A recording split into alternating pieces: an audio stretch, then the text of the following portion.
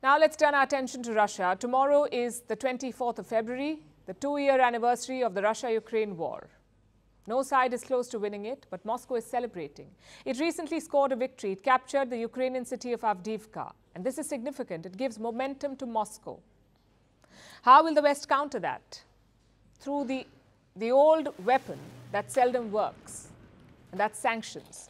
The West is bringing in new sanctions supposedly to hurt Russia's war machine and punish President Vladimir Putin, both for the war and the death of his critic Alexei Navalny. He died in a Russian prison last week. Today, Biden met his family. This morning I had the honor of meeting with Alexei Navalny's wife and daughter. As to state the obvious, he was a man of incredible courage. And it's amazing how his wife and daughter are emulating that.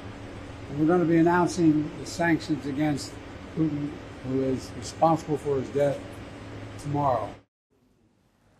The U.S. president has vowed to tighten the screws. Reports say that the U.S. alone is imposing sanctions on 500 targets. It adds to thousands of others already in place against Russia. Will these new sanctions finally change Putin's mind? Very unlikely. In fact, he seems to be doubling down in typical Putin style. Russian media has released new footage. Vladimir Putin in Top Gun mode, flying around in a nuclear-capable bomber. The dash cam shows him in the co-pilot seat. Take a look at this.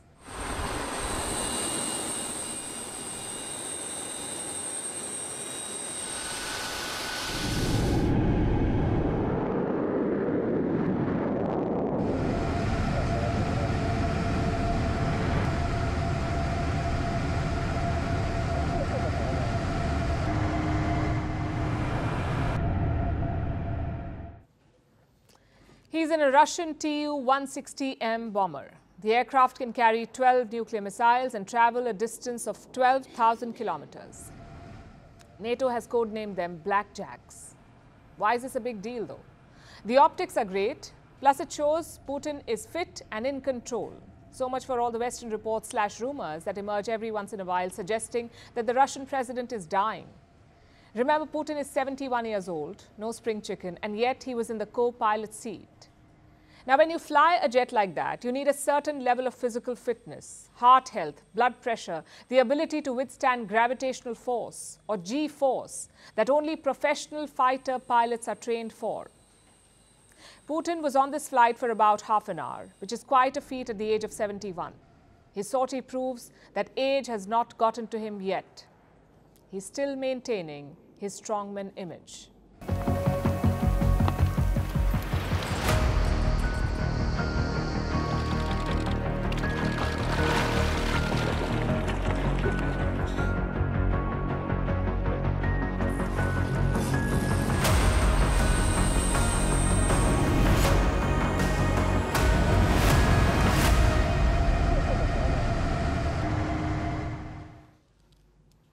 Putin has leaned on this image regularly in the past. Pictures of him on horseback, of him practicing taekwondo, or of him in the wild in fatigues. The media regularly pushes these images, reinforcing his macho persona, pitting him against the seemingly softer leaders from the West.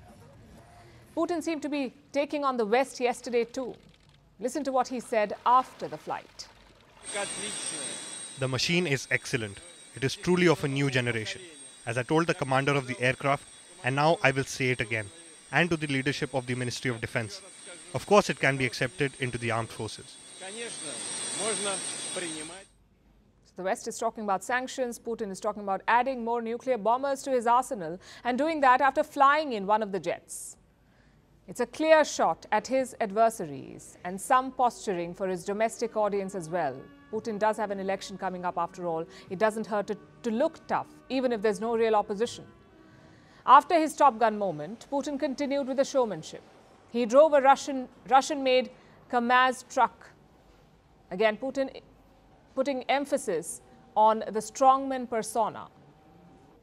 Was this a shot at US President Joe Biden, known more for his bicycle rides or for stumbling while climbing stairs? Biden is 81. He has a decade on Putin. Putin was also once a part of the KGB, the Russian Secret Service. Biden did not get that kind of training in his youth, so it's not exactly a fair comparison, but this comparison will be made because they are adversaries, leaders of their respective countries and often in news for targeting each other. Yesterday, Biden called Putin a crazy SOB. Now, Putin has responded. Listen to this.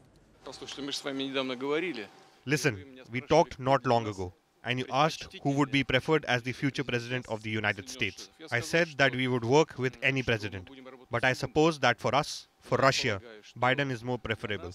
Judging by what he has said, I was absolutely right, because this was an adequate reaction to what I had said. Why? Because he cannot say, Volodya, you are a good man. You've helped me a lot. We understand what is going on there in terms of politics, and that reaction is absolutely adequate. This means that I was right. What I said was for our audience first and foremost, not for Americans. You are a Russian journalist after all, and you asked what was better for us. So I told you then, and I can confirm and repeat it now. Biden is better. Putin said Biden's reaction was absolutely adequate and that it proved that Biden was better for Russia. That has to sting. Will Biden's new sanctions return the favor, or will Vladimir Putin keep frustrating the West and flying rings around them? We'll have to wait and see.